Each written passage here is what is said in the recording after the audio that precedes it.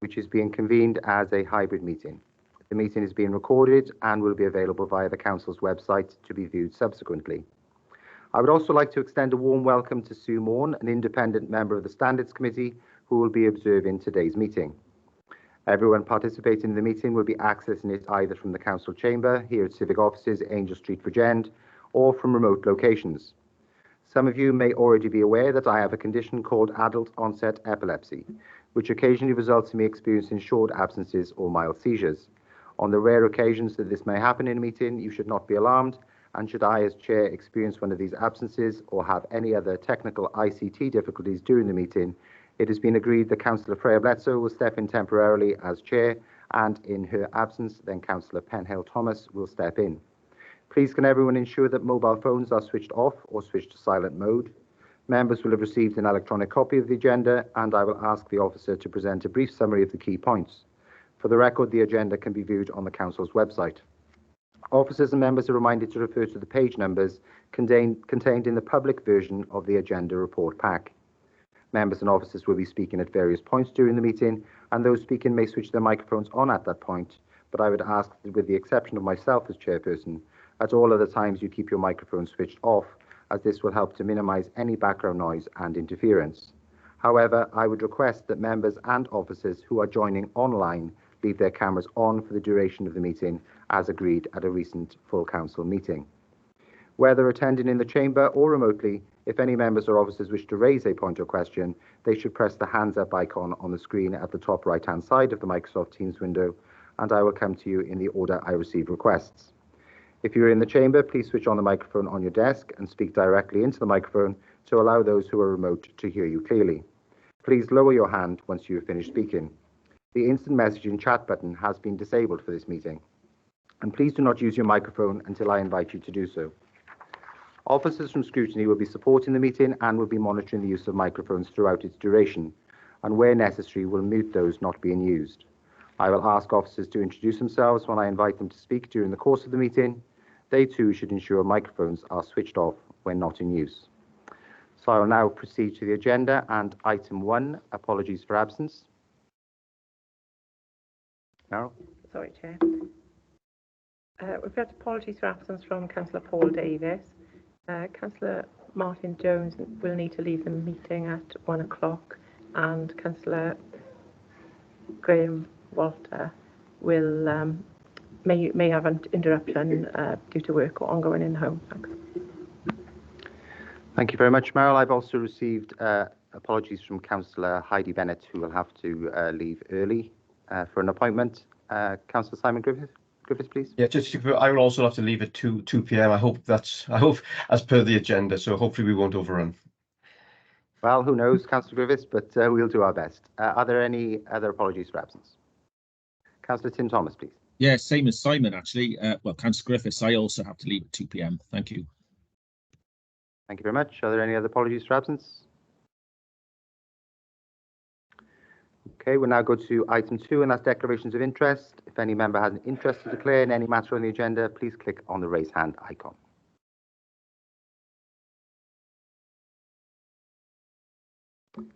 Okay, we've had a request to move item 5 to the top of our agenda today, and that's on the corporate plan and delivery plan review for 2024-25.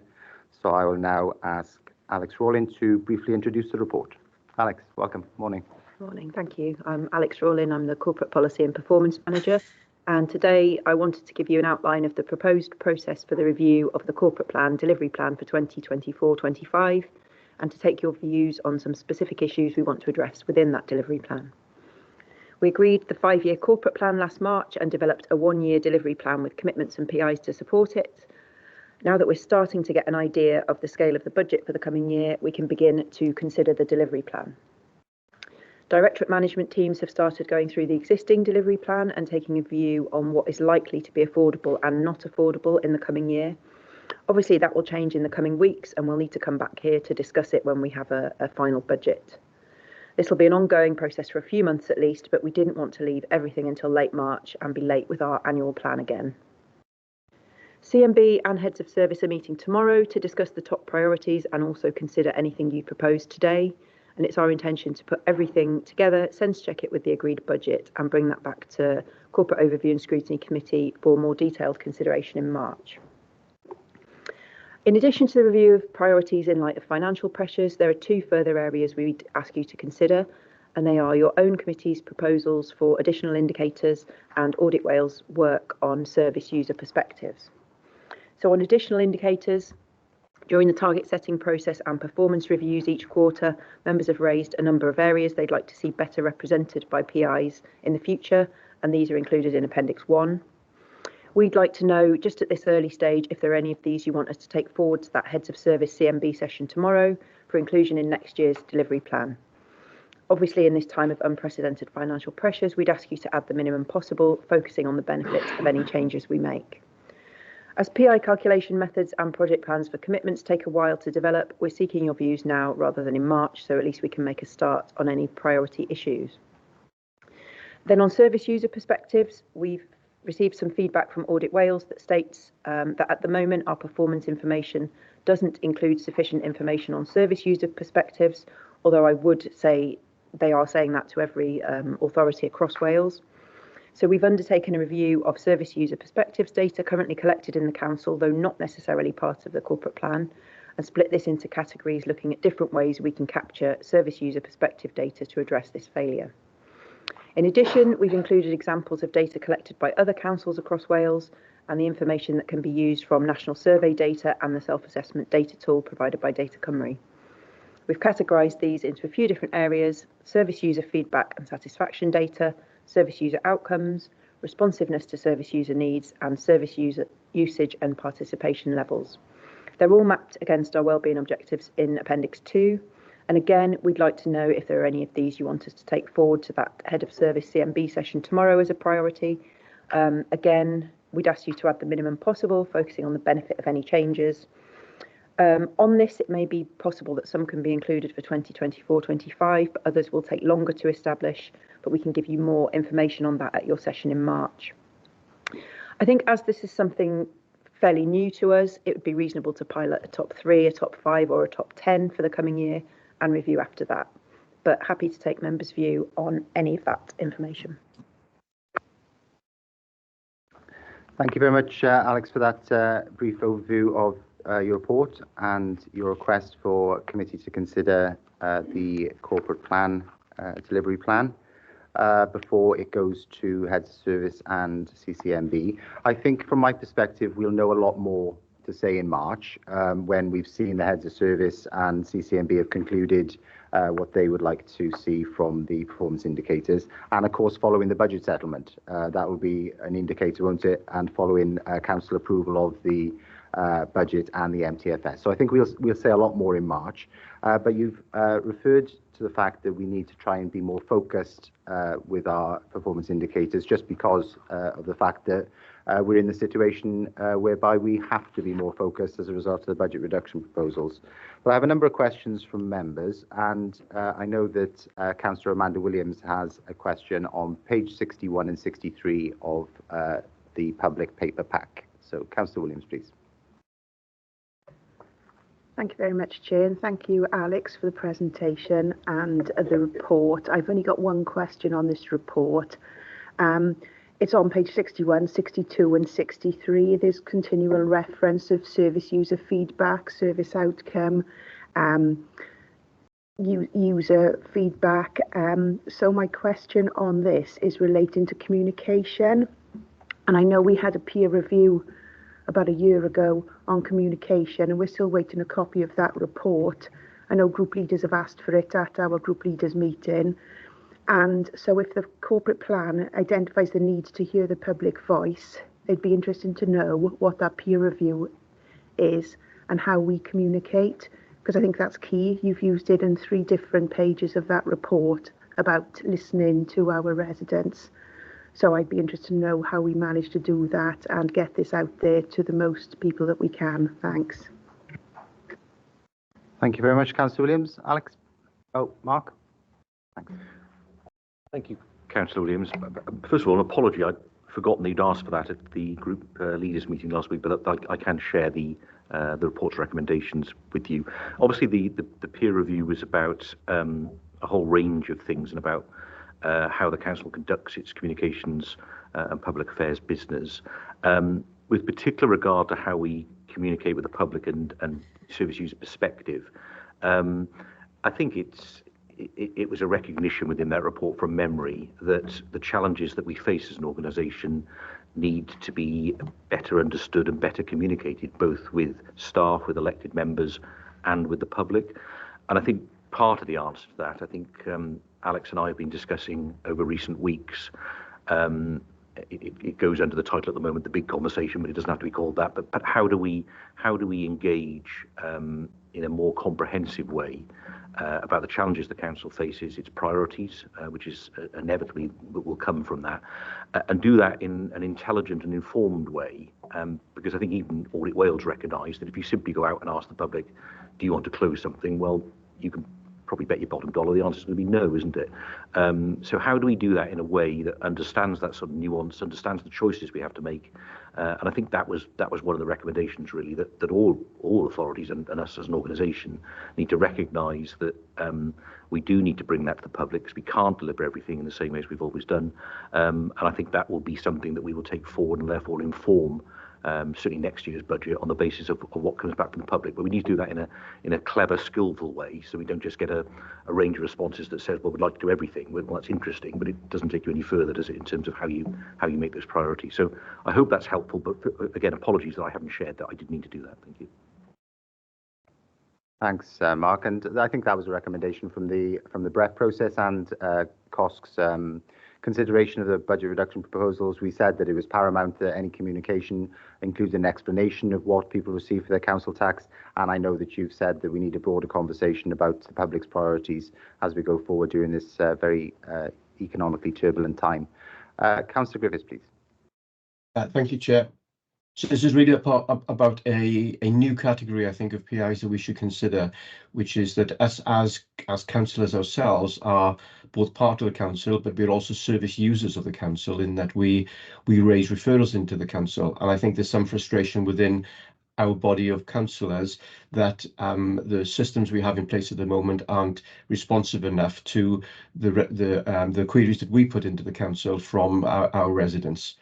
And so what I would like us to consider as part of this review is adding a set of PIs which specifically monitor the response of council officers to council members' requests.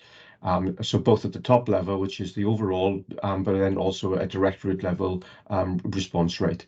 So we have a set of SLAs which the directorates are supposed to respond to, and I think those SLAs are really important to map onto at this level. So really suggesting we have visibility of the council officer's response and the director's response to council members' requests. Thank you, Councillor Griffiths. Mark? Yes, thank you, Chair. Thank you, Councillor Griffiths. I have asked the head of partnerships, who has responsibility for the member portal, to look at this. I think the problem, the initial report back, is that the current system doesn't easily allow that. So what he's looking at is the functionality of the current portal and whether it is possible to adapt the system to allow that reporting to be done on an easier basis. What I will put the caveat in is that there may well be a cost to that, and then if there is, we then need to consider that in the realms of the priorities that we have. But the broad point about being able to report on it, I understand, but the system wasn't put in as a management information system, and so therefore I understand, I'm not an IT expert, but I understand it's not as simple as it sounds to get that information. Thank you, Mark. Councillor Griffiths? Yeah, I just want to reaffirm that this is a primary responsibility of us as councillors, and without the ability to be able to see whether council officers responded to our queries, then we are actually failing one of our really core duties as council members. So I understand that there may be some technical limitations, but technical limitations can always be overcome, either by manual processes or by other means. And so I would encourage the Chief Exec to take whatever is necessary within, obviously, funding constraints to be able to provide accurate response times to the SLAs that council members have agreed with officers. Thank you, Councillor Griffiths, and I'm sure that's been noted by scrutiny officers as a potential recommendation for the meeting. Thank you very much. Councillor Jones. Yeah, thank you, Chair. I just want to endorse, please, the comments that have been made by Councillor Griffiths. Members of the public approach members because they are dissatisfied, and that's why members use the referral system. The referral system is an ideal mechanism to measure dissatisfaction. And that then, of course, will allow us then to change policy and procedure. So I would urgently urge the Chief Exec to please have some analytical tool in there so we can look at dissatisfaction corporately and then adjust our level of service accordingly. Thank you. Thank you, Councillor Jones. Alex, Mark, do you have any other further comments on that? Mark?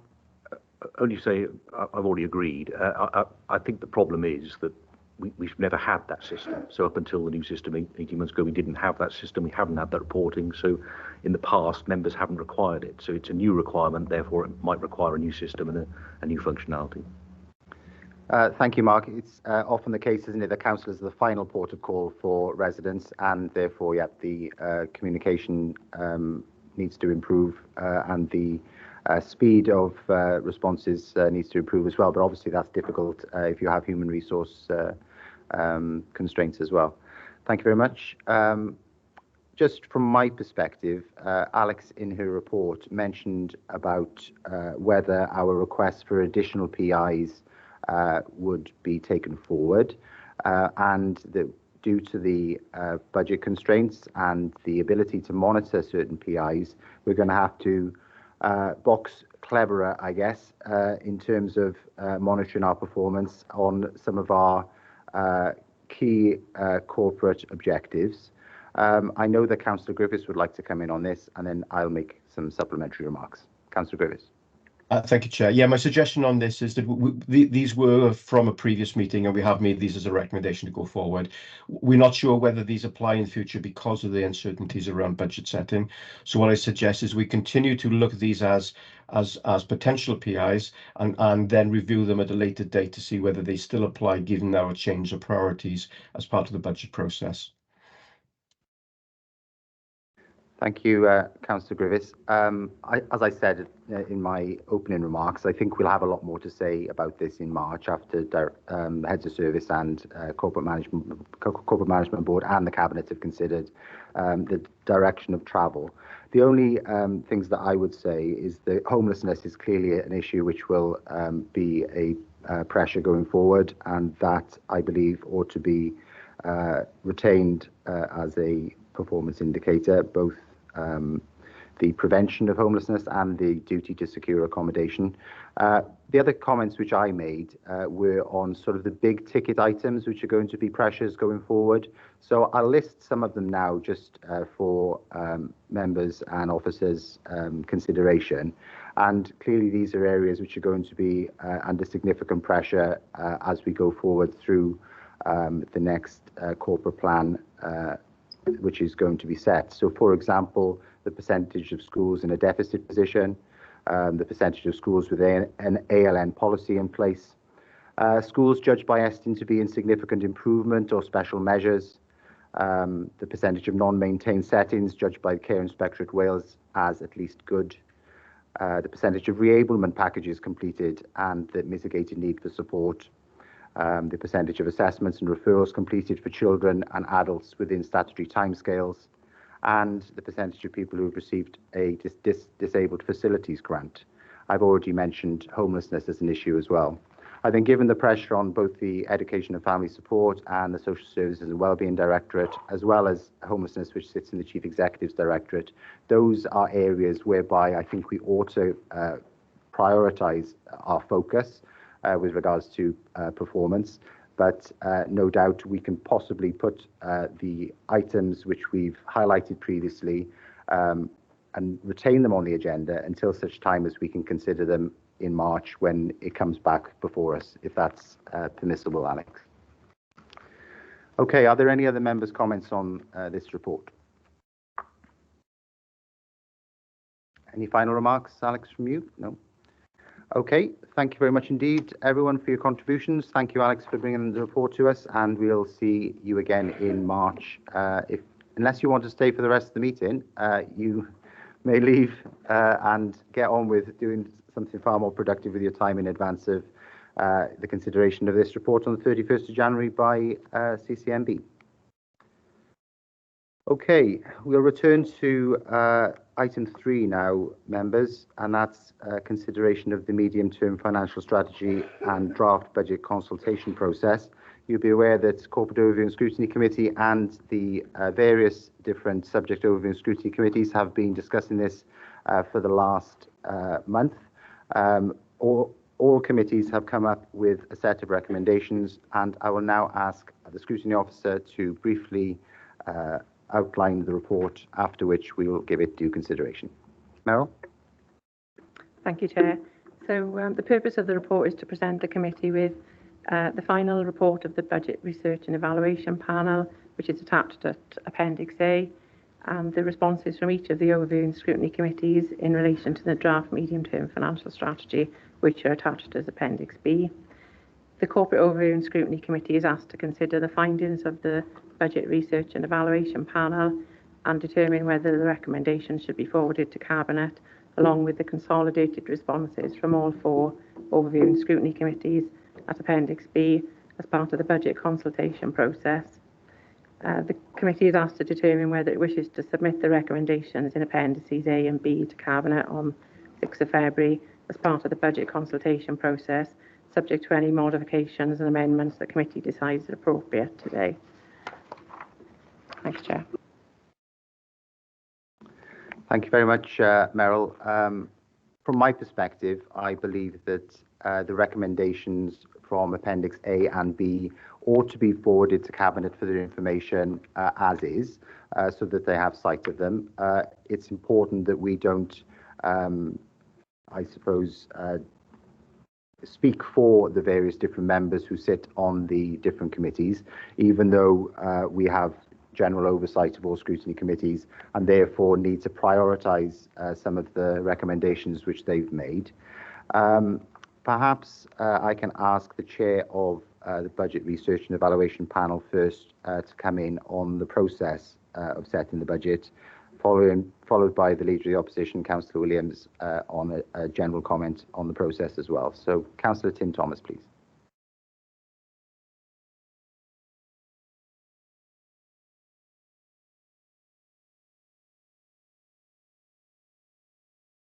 Councillor Thomas, are you with us?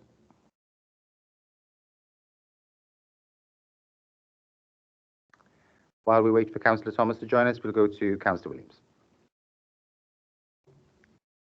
Thank you very much, Chair. I believe that Councillor Thomas was going to give an overview of the BREP process, so I won't go into that now. If needed, I can do that if he doesn't appear back on screen, but I know in our pre-meet he had issues and he kept coming in and out of the meeting because he couldn't hear us. So my addition to what he was going to ask was going to be with regards to a number of things. I know both Councillor Penhill-Thomas and myself met with Caris and finance officers yesterday to look at an alternative budget option and the process of delivering alternative budgets. So that's ongoing. A few things we picked up in that, which we would like to see, which I know you, Chair, have been asking for throughout this, is the budget book. I found that published online, and I was told that this is published yearly online, but it's not sent out to councillors. So I think that was one of the recommendations in our meeting, that we have this information at the start of the year and that the process is commenced as soon as possible in April, so that we have the time to look at everything, because the process at the moment is that we go through BREP, we make any recommendations, and then we have to hurry at the end of the day to look at potential proposals that are rushed and can go into the council 3 days before. So we are looking at that process, and hopefully from next year we'll have a much better opportunity to look at alternative budgets. So I can see Councillor Thomas has returned, so I'll leave him. Thank you very raise much, his Councillor overview. Williams. Yes, Councillor Thomas has managed to join us again, so I'll hand over to you now, Councillor Thomas. Thanks, Chair. Rubbish internet this morning. Yeah, I don't know what Councillor Williams said then, but from my perspective as Chair of BREP, first, I just wanted to thank all the officers really for organising BREP. I know it was really challenging because the timetable and some of the information that we required wasn't issued on a really timely fashion. So it was particularly challenging this year. And going forward, I've always been a bit of a supporter of BREP, really. But I think given the depth of the potential cuts that we had to make, I felt there was little debate, really. And perhaps we've got to look at whether BREP is now fit for purpose. I think it was originally designed in 2017. We've become far increasingly a more diverse council. So I'm wondering, really, my question is, how can members feed into the actual evaluation of BREP overall, really? Because I do have a little bit of a few concerns as it stands at the moment, Chair. Thank you very much, Councillor Thomas. I believe it's been rehearsed at previous meetings that potentially some of the weaknesses of BREP can be tackled as part of a review into the budget setting process. And I think both Kelly and Caris have indicated that that would be the case, and that it would be, I believe, a function of this committee or function of, it would be a function of this committee to set out its terms of reference. What I would just say as a rider to your comments, Councillor Thomas, is that I suppose it's incredibly difficult to give any kind of meaningful clarity to exactly what the budget settlement is, because the draft budget settlement is given so late in the day, in I think late December in some cases, isn't it? And then the final budget settlement is only published at the end of March? No, beginning of March? February, yeah. So there's only so much that we can do, I suppose, in knowing exactly where budget reductions can fall. But it certainly needs to start at an earlier stage within the process. Hopefully it can start in the new financial year now to try and focus on some of the challenges going forward, because it doesn't seem to be that it's going to get any better. So perhaps we can all feed into the process whereby we can improve the process going forward, because there's clearly benefit in having BREP.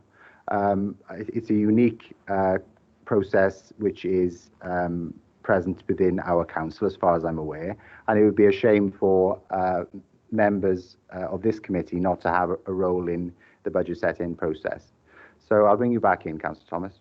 Yeah, thanks, Chair. The only thing I'd add to that, and bear in mind, I value BREP and I can see its importance.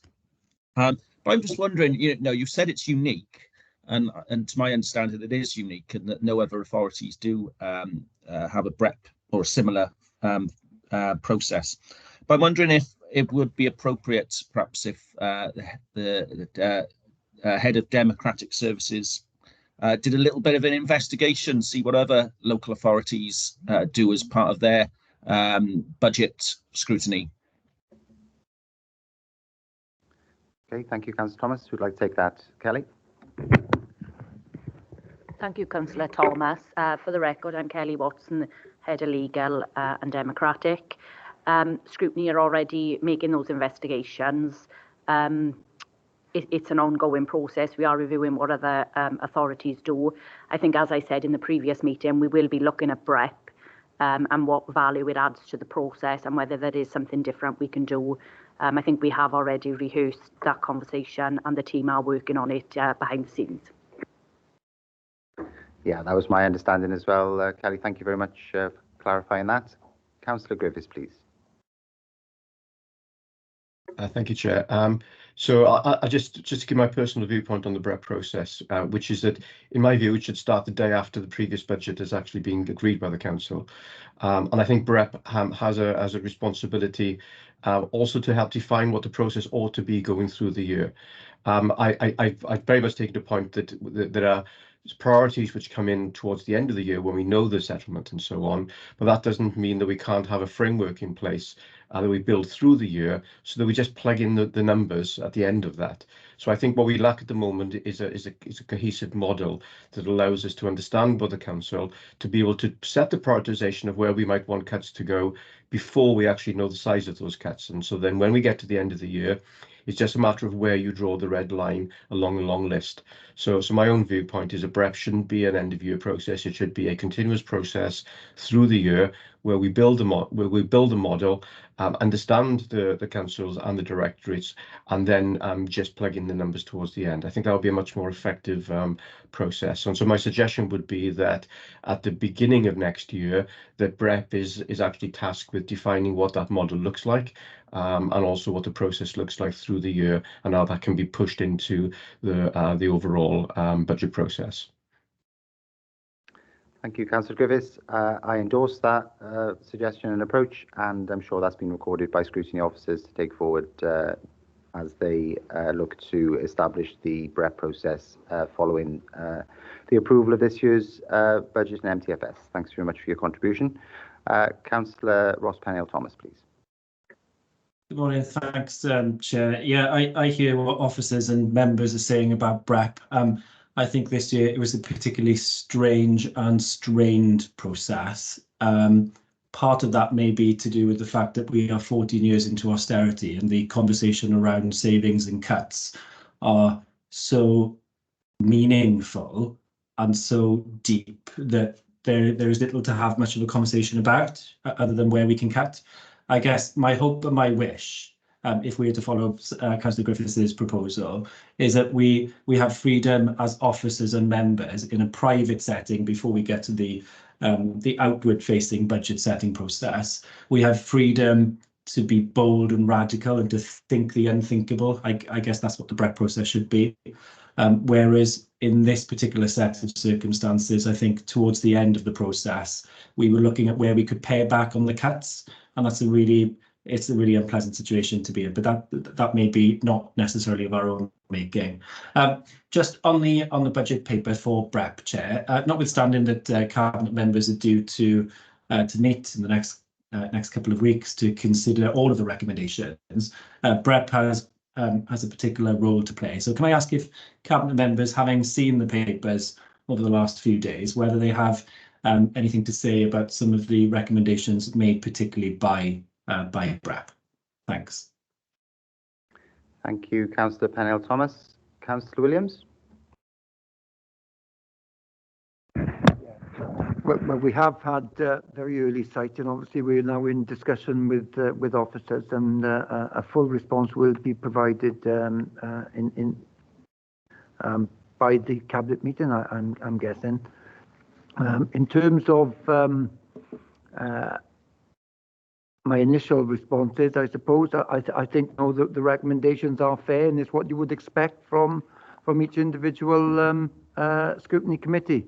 Obviously, the job we have is to balance that risk and against sustainability for the authority going forward. So it's going to be a very difficult decision-making process, I'm sure, over the coming weeks.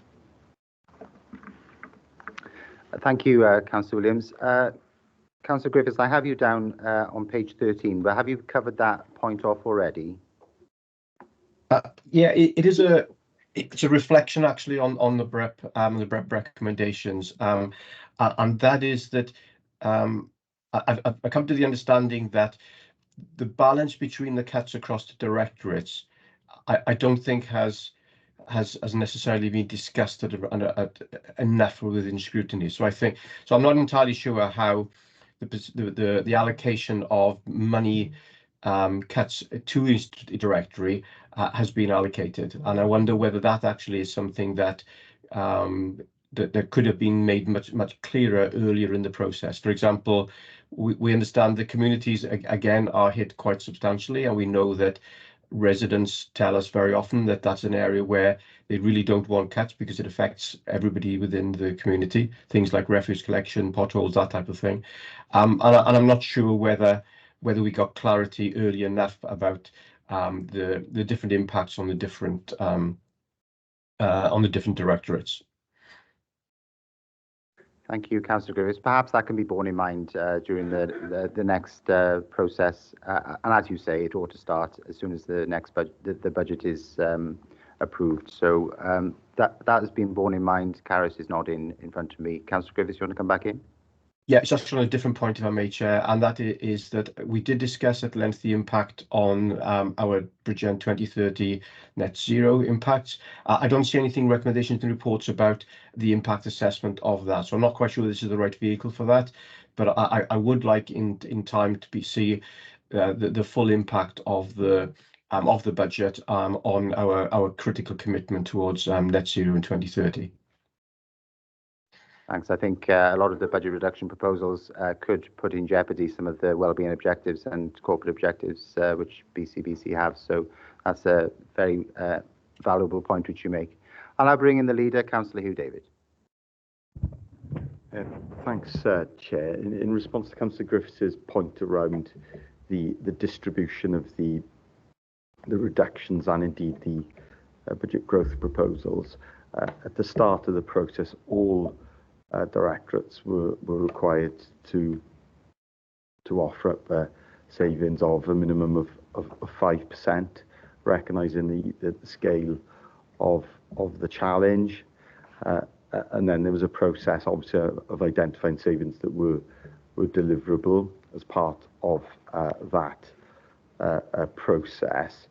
But we can do some work on assessing the impact in terms of different directorates, because clearly there is a different impact on different directorates, depending upon particularly actually on the extent of the budget growth proposals that you will have seen as different committees, as well as the budget reductions. Thanks, Chair. Okay, thank you very much. Is there anything else that members would like to raise regarding the BREP process or the BREP recommendations before we move on to the discussion of the various overview and scrutiny committees' comments and recommendations? Can't see anybody indicating. So perhaps, Councillor Gebby? Thank you very much, Chair.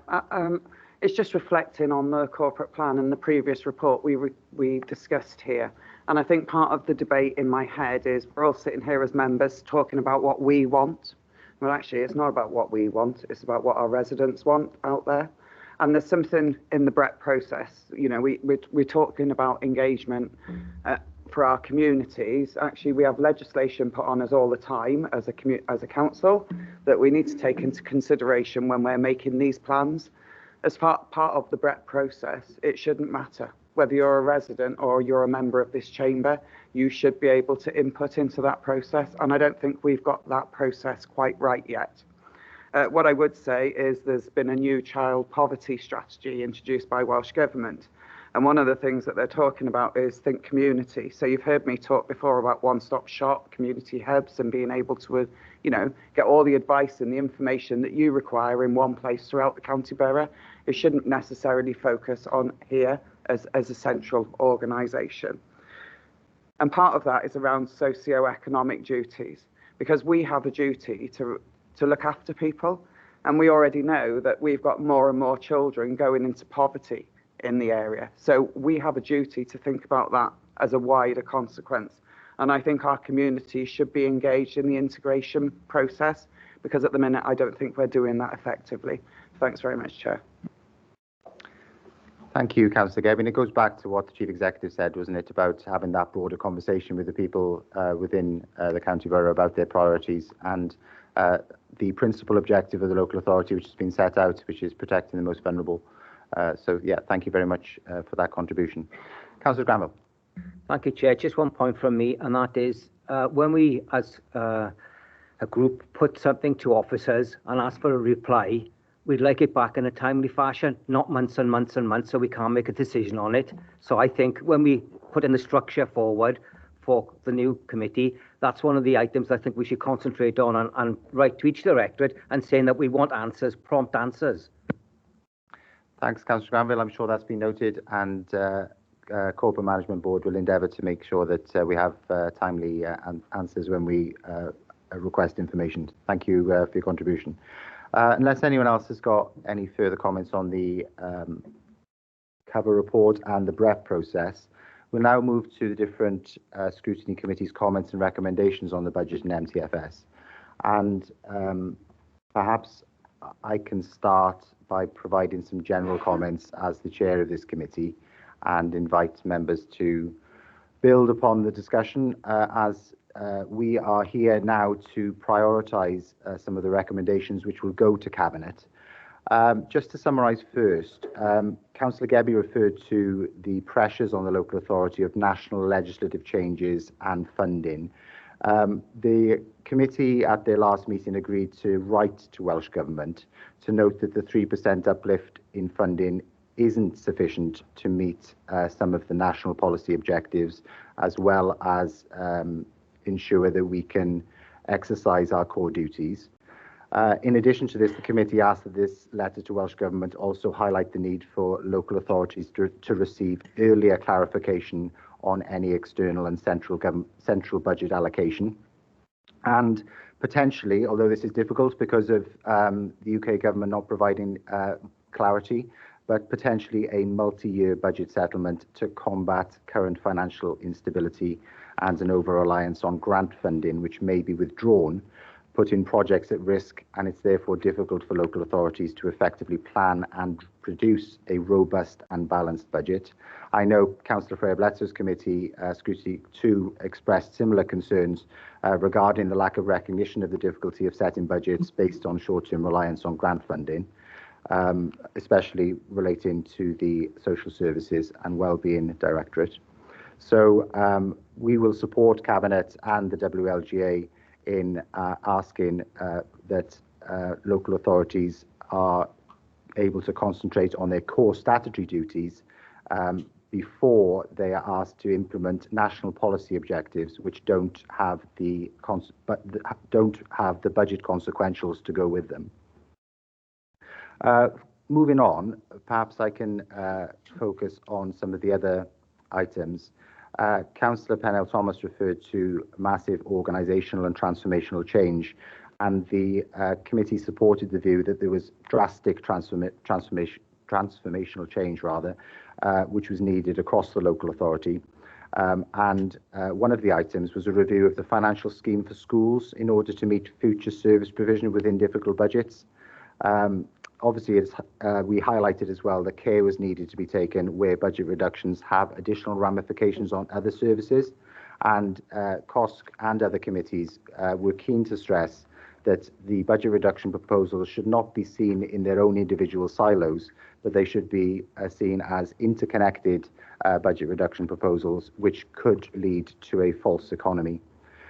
Colleagues, Councillor Griffiths in particular raised the issue, and Councillor Martin Jones raised the issue of corporate risk and the fact that an awful lot of the budget reduction proposals within the draft are highlighted as red, which means that it's highly unlikely to be achieved.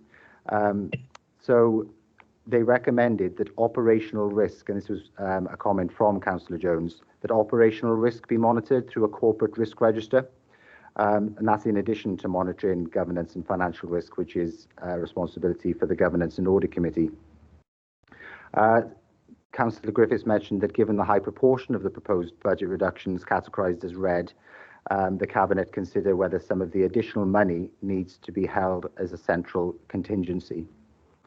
And if we're not able to deliver the cost savings which are identified as red on the draft proposals, we will overrun on our budget. So therefore, perhaps we should overestimate and identify additional cost savings in the event that these reds won't be delivered. It was noted that while, Caris, our Chief Finance Officer, you're expected to set a robust and balanced budget, this was felt that it was a numerical issue and perhaps not a budget which could be balanced and robust in practice. So that needs to be borne in mind. Councillor Gebbie has already mentioned communication with the public, so I won't rehearse that again. but it was also suggested that the capital programme ought to be considered by the Budget Research and Evaluation Panel next year. Finally, for COSC, unless anyone would like to intervene on other items, I picked up on the staffing reductions in back office functions, which could have an impact on service delivery.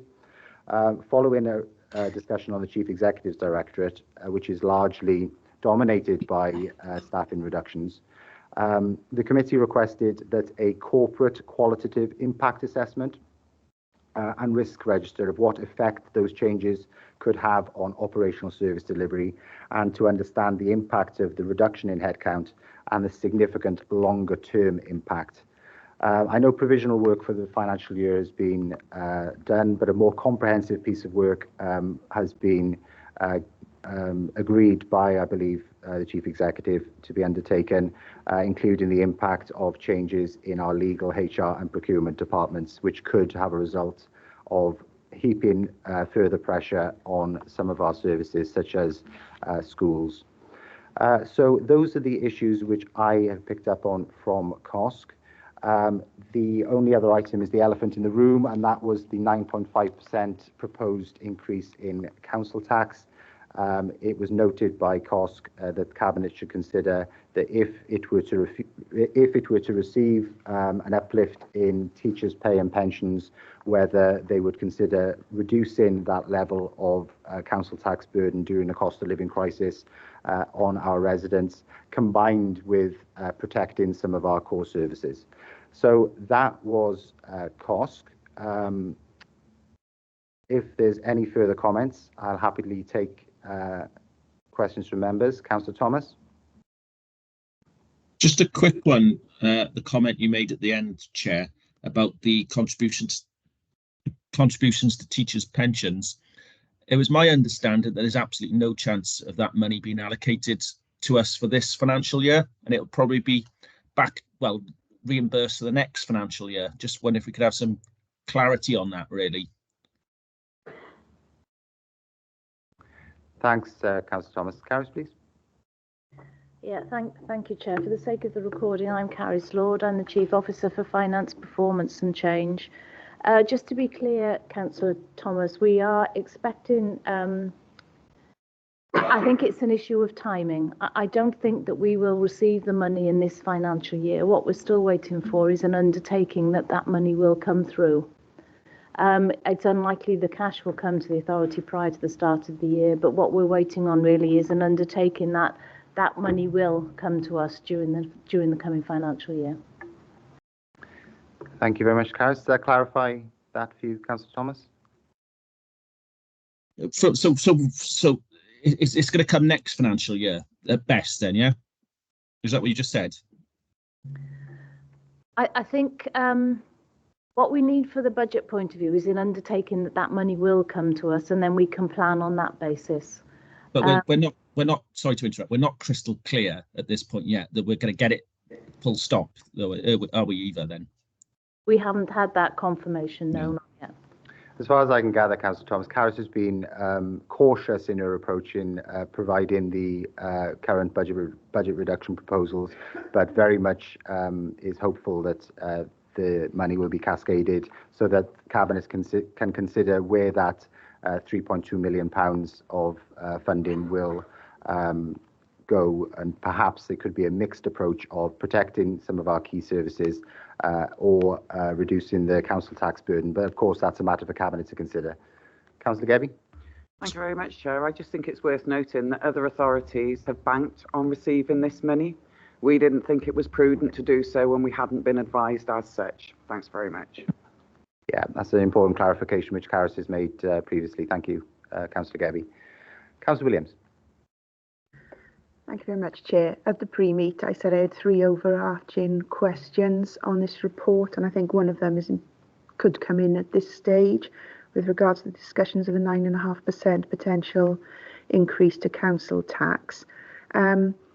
So my question here was, about the redundancy pot that we've potentially got if there's redundancies. And it was during our last COSC meeting, I think it was Councillor Gebby who said that we've got more than enough money in the pot. In fact, it's large enough to pay out a redundancy payment for 50% of the workforce. So I wondered what the size of this pot is and where the line in the budget is. Is it from reserves or is there an actual pot? Because if we've got such a large pot, what are we doing holding on to it whilst suggesting the 9.5% council tax rise? Thanks. Thank you, Councillor Williams. Caris, you prepared to take that? Yes, certainly. With regards to your question, where is that money? There is £1 million in our base budget, in the revenue budget, therefore that's recurring every year.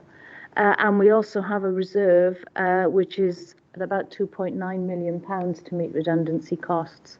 As I will say, as I do with those reserves, obviously once they're spent, they are spent. So we have two sources of money to fund redundancy costs should we need them. Thank you, Caris. Councillor Williams, you contend? Yes, thank you. Thank you very much.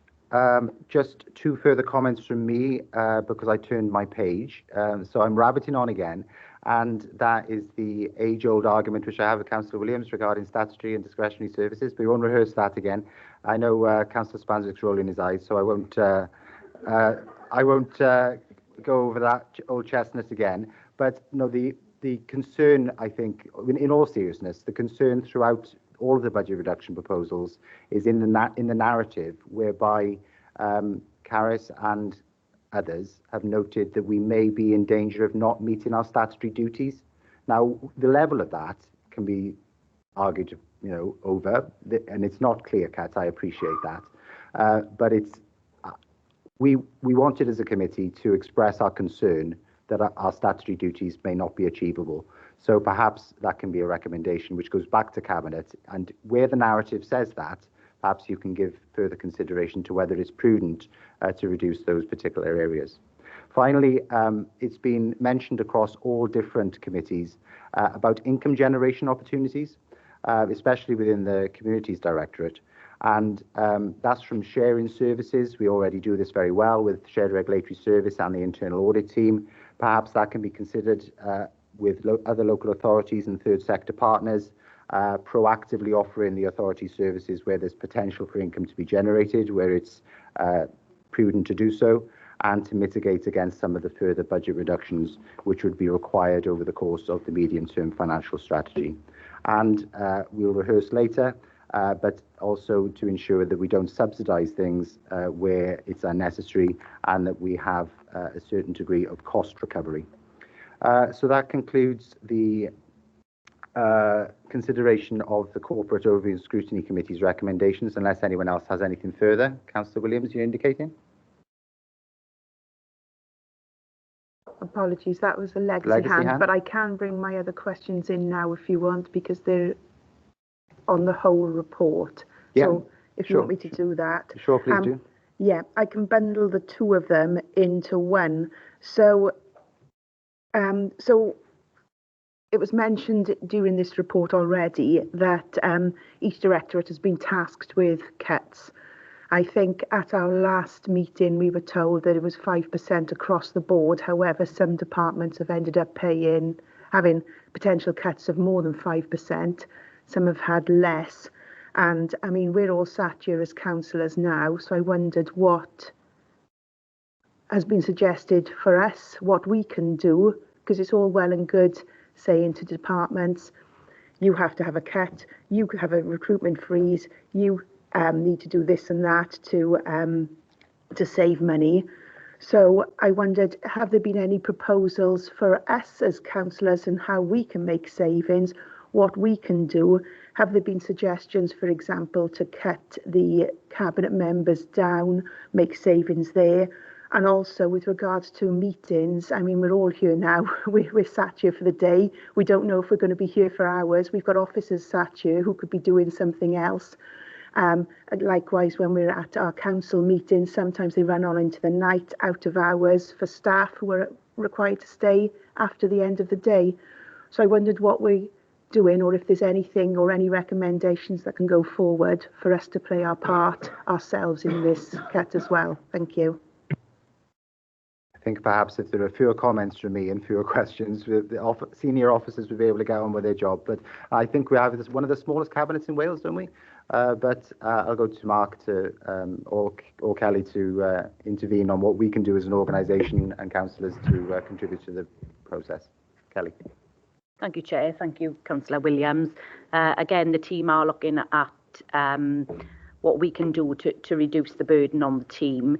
So we are looking at the number of meetings. We are looking at how well attended meetings are when we run them hybrid to see if there is scope there to move them to remote. I know some of the scrutiny meetings, there tends to be only 1 or 2 members in the chamber, but then you do need the 3 officers. Whereas if they moved completely online, you wouldn't need as many officers. So we are reviewing that. We will do a survey of meeting timings again. Obviously, in the last survey, it was council who decided they wanted the full council meetings to start at 4 p.m. I think we've all experienced some issues with the lateness of those meetings. So again, that will be a matter for members to decide if they want to keep it at 4 or if they want to bring it forward.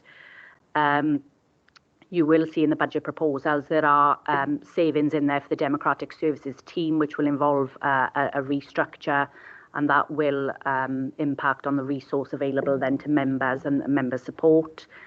We're open to any suggestions, so if any members have got suggestions on how we can reduce things further, then we're happy to have those discussions. Thank you, Kelly. Councillor Williams, you content? Yes, thanks. Maybe it's something for our Democratic Services Committee to pick up on the way we run meetings and what's included in those meetings as well. Thanks. Okay, thank you. I'm sure that's been recorded by our scrutiny officers to pass on to the Democratic Services Committee. Are there any further comments on the Corporate Overview and Scrutiny Committee's comments and recommendations, which I've summarised? Okay, we move now to Scrutiny Committee 1, which I also chaired, and that was to consider the budget reduction proposals in the Education and Family Support Directorate. Perhaps I can summarise them briefly, and we're delighted to receive representations from the Chair and Vice Chair of the School Budget Forum, head teachers from Coity Primary and the head teacher of Mynydd Cymru Comprehensive. They said, members, that a 5% proposed cut would result in over 80% of schools within the county borough going into deficit, many of which would be unrecoverable even with deficit recovery plans. They said this, together with further proposed reductions in the support services, which I've already mentioned, could severely affect vulnerable learners. The committee recommended that the proposed saving of 5% be reduced if possible and spread out in a shallower cut across years 2, 3 and 4, starting with only a 2% reduction for 24-25, followed by 2% for each subsequent year during the MTFS, thereby still making the overall 8% required, although acknowledging the fact that this wouldn't be front-loaded in the first budget year. To fill this budget gap, the committee recommended that the Cabinet consider utilising any potential funding which the authority might receive from central government, to which I've already referred, and potentially delay or revisit the proposed budget pressures of 11,856,000 and consider which ones could be postponed for the forthcoming financial year. The head teachers at the meeting described the situation as bleak, expressed their, and I quote, horror at the proposed budget cuts, and they said that they were, and I quote, despairing about their impact on educational provision and standards, the teaching workforce and the entire community. They said that they will not have the resources we need to educate children. They won't be able to support behavioural issues compounded by the pandemic, self-harm, school refusal and absenteeism, literacy challenges, child exploitation, additional learning needs, alternative provision, safeguarding and higher numbers of costly specialist placements, higher levels of permanent exclusions, and the list goes on. They say that all of this will increase cases of stress at work, extended illness of staff, and the desire to leave the profession, which will lead to a further retention issue, and these cuts would lead to larger class sizes, fewer teachers, and a diminished ability to give our learners the attention they need and deserve to survive and thrive. On back office functions, they said that the reductions proposed in EDFS 24 and 25, which was business support within EDSU and the corporate health and safety services, and CEX 16, the restructure of HR services, CEX 18, the restructure of procurement services. They say that all of these reductions regarding administration will fall on schools, increasing their workload. Furthermore, they highlighted as a specific issue EDFS 10 and EDFS 27, and they are the reduction in education welfare service and the review of staffing structures within early help. They said, should the services be reduced, this will have a significant negative impact on pupils across all education sectors. And we know that non-attendance and school refusals are usually symptomatic of something, but without the resources to unpick these reasons, the pupils' and family situation will deteriorate. In short, they noted that these proposed cuts would be a false economy and go well beyond the school's delegated budgets, but could have interconnected ramifications and heap pressure on other local authority budgets if they come to fruition. They said that the cost of these cuts will far outweigh any short-term savings and are counterintuitive when you reflect on the recent letter from the Education Minister and the candidate for First Minister, Jeremy Miles, about money getting to frontline education. Therefore, I don't think that our Corporate Overview and Scrutiny Committee cannot take this into account, and potentially, when we consider our conclusions and recommendations, this ought to be one of our priorities. There are other issues which we need to discuss within the Education and Family Support Directorate, but I'll pause there for any comments from members.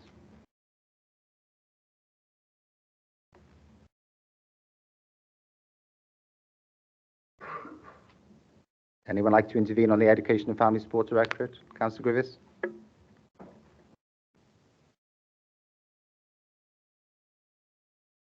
Sorry, Councillor Griffiths, you're on mute. Thank you, Chair. Yeah, I'm looking at this as an outsider. I wasn't on that particular scrutiny committee, but I think it leads me to despair, Chair. I think the situation where we were in and the budget cuts that we are looking at are going to demonstrably affect our children today and for the future. They will affect our services, and this is a repeating theme. We are just trying to minimise devastation at this point, and I agree with everything that's in this response from that scrutiny committee, but there's very little we can do. Our only option would be to have an astronomical council tax, which is obviously not possible either. And so we are at a loss about where we actually find these savings.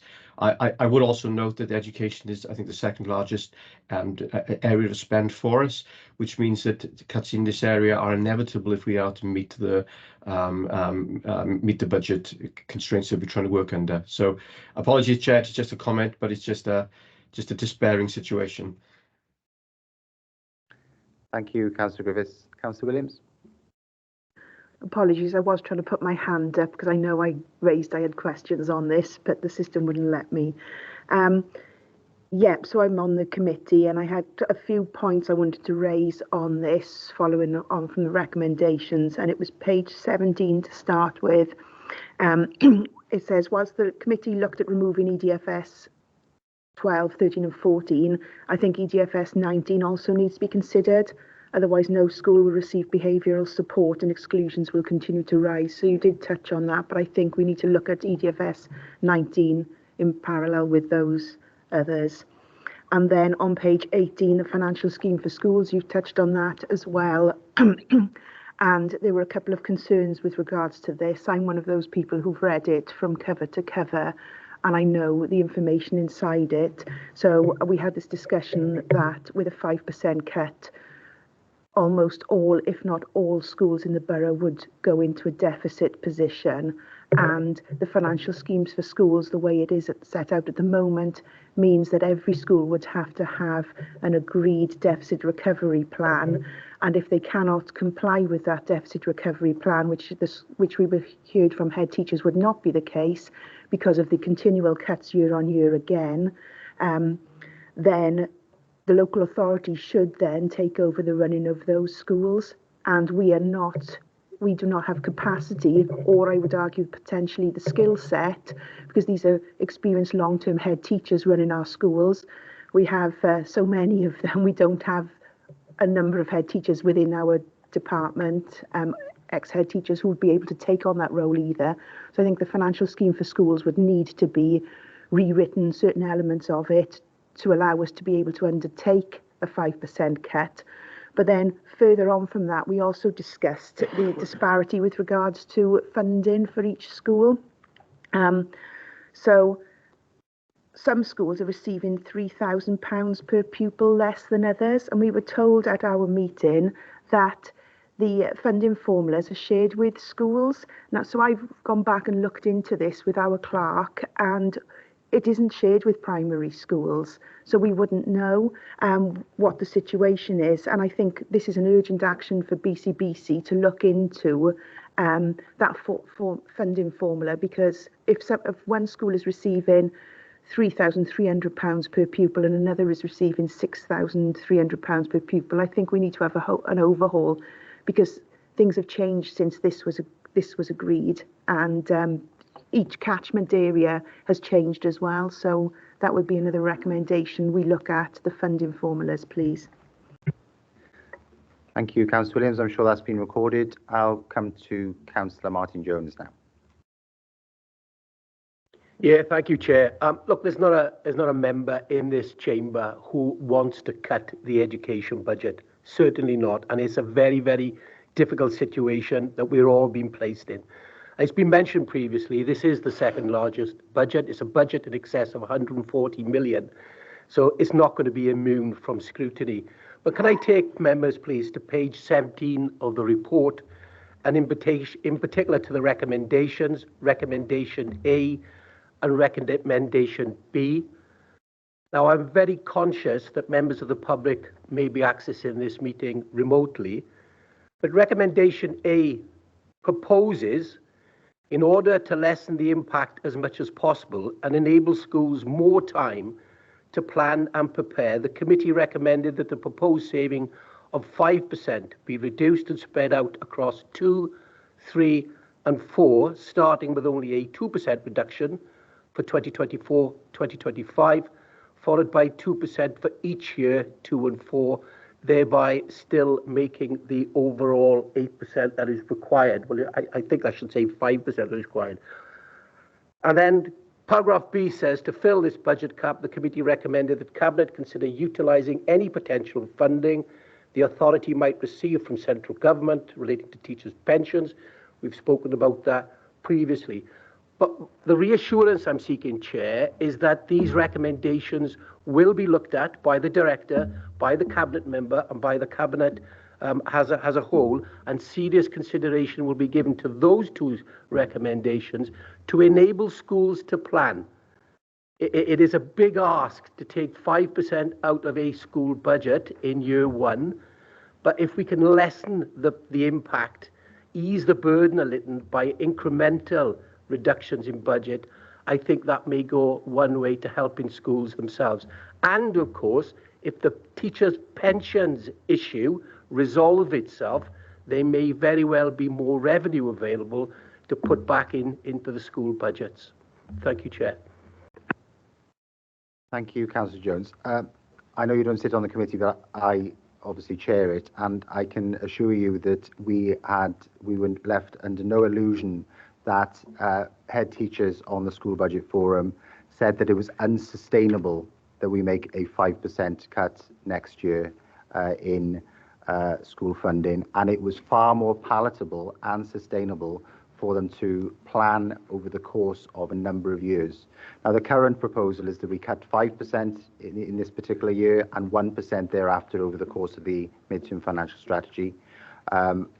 So it was our suggestion as a scrutiny committee one that be a shallower cut, and that seemed to be endorsed by the head teachers who speak for all of their colleagues on the school budget forum. So I hope the Cabinet give that some significant consideration if they're in receipt of that £3.2 million from teachers' pay and pensions from central government. Thank you very much for endorsing that recommendation.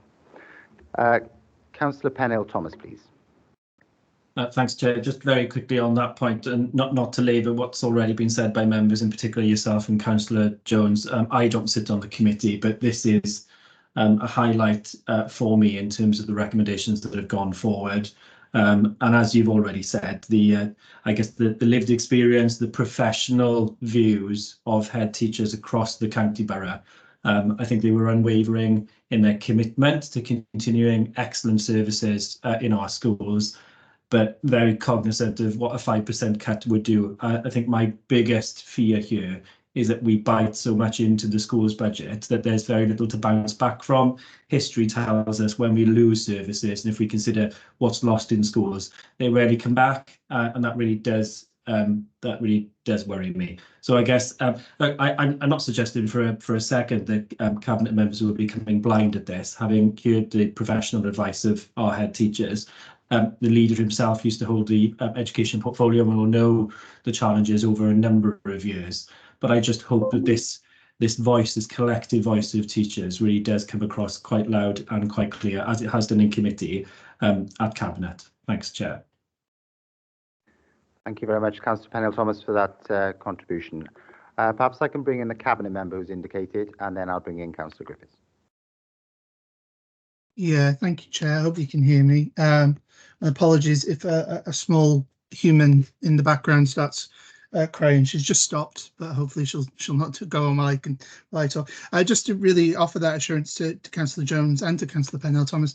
Of course, we will look at it. I'm not going to sit here and tell you right now what the Cabinet isn't going to decide on this budget. Obviously, it is all determined on whether or not we do get that inclination from UK government to tell us they will give us that pension pot money before we set our budget. But we will, myself and the director Lindsay will go through these recommendations, and they will be listened to in the same way as our head teachers. I meet head teachers all the time. I'm on the school budget forum with the two heads that came last week, and the comments they made are not new to us. But as I started the last meeting of scrutiny when the chair asked me to open the report, this is the stark reflection of where we are, as Councillor Thomas said, after 14 years of austerity, and no one wants to make this cut, but this is where we are. But we are taking through all those recommendations, and we're working through them to see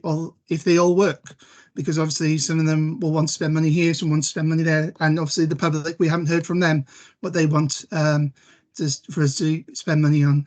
So just to offer that reassurance really at the start that we will go through these recommendations line by line and see what best works, so that we have a budget we can all sort of get behind, because obviously it's not just my budget, it's not just the leader's budget, it's all 51 members' budget.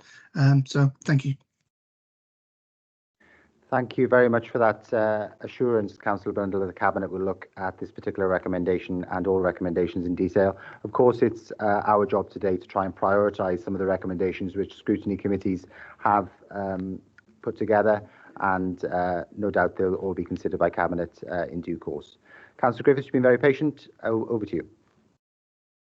Thank you, Chair. I just wanted to just raise an issue about school transport, and especially for college-based transport, which we have at the moment. And I think my point here is that we only have a very limited number of college locations within the borough. We have a lot of schools in the borough. If an academic student wishes to go to a school sixth form, then it's much easier for them to travel to that than it is for someone who is not academic, who needs to go to or wants to go to a college to further their education until they're 18.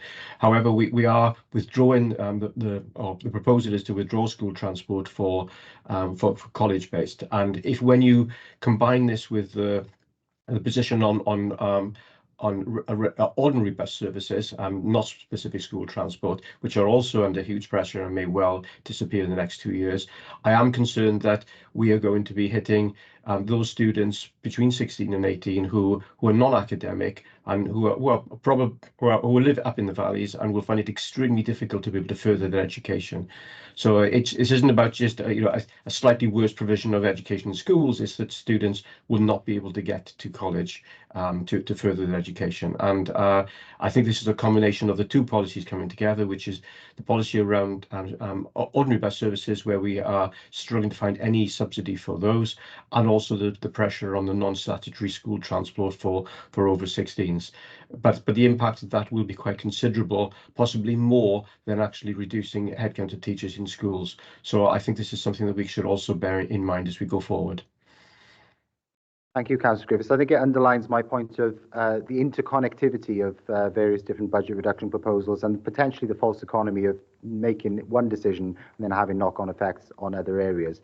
Just to give you some clarity on what Scrutiny Committee 1 recommended on home to school transport, they responded reasonably positively to the proposal to commence a review of the authority's home to school transport provision, because it has been in excess of the statutory obligations thus far, and that is in advance of the long-awaited Welsh Government review into home to school transport.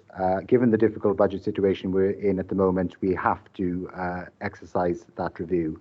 But that will be coming before Scrutiny Committee 1 during the consultation process. So we can certainly raise the issues which you've raised regarding the knock-on effects on the transport sector. And of course, we have to consider the impact on Welsh medium and faith schools, because potentially if parents of children who would like to access that provision aren't able to do so from a very young age, it may result in a lack of take-up for those particular schools going forward. So that is on the forward work programme for Scrutiny Committee 1. Councillor Blundell, the Education Cabinet Member first, and then I'll bring in Councillor Good. Yeah, thanks, Chair. Obviously, Councillor Griffiths wasn't on the Scrutiny Committee. But obviously, this also goes back to the old argument of statutory, non-statutory, and a new one, quasi-statutory, which really should be statutory, but it just isn't under legislation. As the Councillor Williams, the Chair, said, there's a paper that I was hoping was going to go to February's Cabinet. Unfortunately, haven't been able to get it ready, so it's looking like it's going to be March's Cabinet, and then there'll be a full-on consultation process in which we will come to scrutiny, and we're currently working through how other members who aren't on that committee can interact into that consultation as well, like yourself and others, and so that we can be in a place in September to make a recommendation on what we do going forward on home school transport. And I know a number of college kids that I catch the bus very regularly, and especially on the Thursday and Friday, it's very full of college students, especially going towards Pencoed. So it's I understand what it means, but obviously we go back to that argument of statutory, non-statutory, and the third one I've invented, quasi-statutory, along with Welsh medium education and obviously faith. So thank you, Chair. Thank you very much, Councillor Brundle. Councillor Spanswick rolling his eyes again about statutory and non-statutory services, but quasi-statutory now has put something in the mix. Okay, Councillor Good, Cabinet Member for Housing, Planning and Regeneration. Thank you, Chair. We have said to Councillor Spanswick he should get that checked, because it does seem to be involuntary. I don't know what's wrong.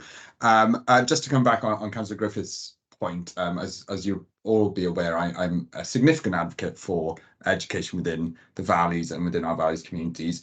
I would just highlight, though, that we are lucky enough in Wales to continue to have the EMA, the Educational Maintenance Allowance, which does provide £40 a week for people within full-time education, whether that's vocational or academic. So I think there is something to be said, as much as I think providing this service obviously is something we would prefer to be able to do, that there is further funding available to individuals, for example, people who are in education from our valleys communities, to fund that transport. And I think, considering where we are financially, that is something we're going to have to look at more, that, there are other benefits out there that people can access, and that is what those benefits are meant to be used for, to help people in their education. So I just wanted to make that point. Thank you. Thank you very much, and perhaps we can communicate that to residents so that they're aware of all of the different benefits which are available to them. Thank you very much. Councillor Griffiths. Yeah, thank you very much. Yeah, so I fully agree with everything that Councillor Good said there, but I would add to it that if there's no bus service in the valley, then it's extremely difficult for anything to be offered. And if it means non-provision of free transport, then we should be looking at how we can have alternative transport, and we shouldn't leave it up to 16-year-olds to try to work out how the hell they get to college. It should be us as a borough saying, okay, well, we understand that you've got to pay for it, but we actually provide some sort of service or advice or whatever it might be, whether it's car share or whether it's a minibus or whatever. But I think we have to help 16 and 17-year-olds to be able to get to their chosen place of education, even if it has to come out of their EMA. Okay, thank you very much for that contribution, Councillor Griffiths. Just to note a number of other recommendations from Scrutiny Committee 1. I'm sorry I'm dominating the meeting, but I did chair both of these committee meetings, and then after this I will make sure that I shut up. But one recommendation was that even though there's a proposal for the reduction in nursery provision, and that it was noted by head teachers that this could affect some in the most deprived communities, and children on entry have a low baseline, so every hour counts. It could have implications on the workforce, with redundancies likely. And they also noted that the childcare offer may negatively impact schools, and parents may choose to keep their child in private provision.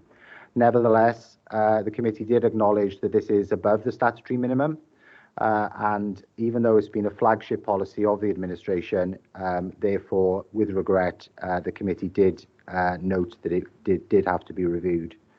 The merging of schools, EDF S5, head teachers said that this should be considered as a matter of urgency and actioned much sooner to make the budget reduction proposals necessary. And on additional learning needs, which Councillor Amanda Williams has already noted, the committee were concerned this could result in the authority not meeting its statutory duties, and the committee recommended that EFS 13 and 14 be removed from the budget reduction proposals, and that the budgets be ring-fenced against a future reduction.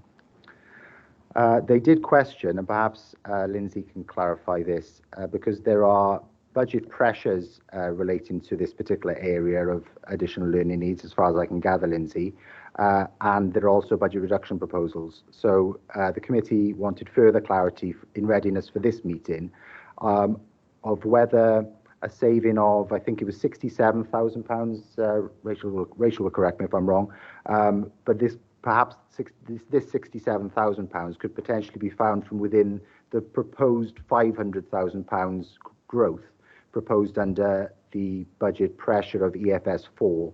So, and they asked for clarification of what this £500,000 incorporated, and whether that £67,000 could be offset against that budget reduction proposal. Lindsay, please. Thanks, Chair. For the purpose of the recording, I'm Lindsay Harvey, Corporate Director, Education and Family Support.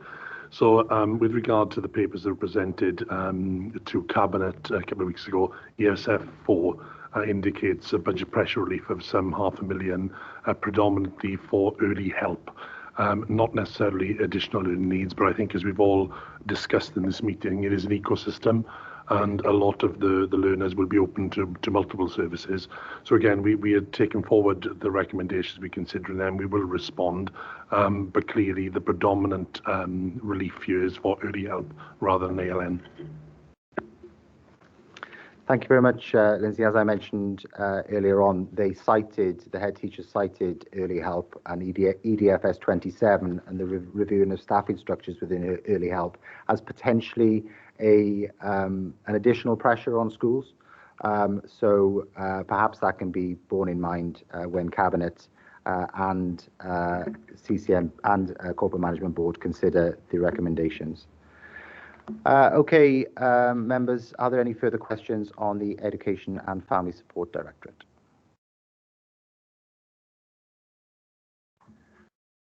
Councillor Griffiths? Just a point of order, Chair's coming up to 90 minutes. May I suggest a break? You read my mind, Councillor Griffiths, because we're just about to have one. I would like to call a break now until 11:40. Thank you, Chair.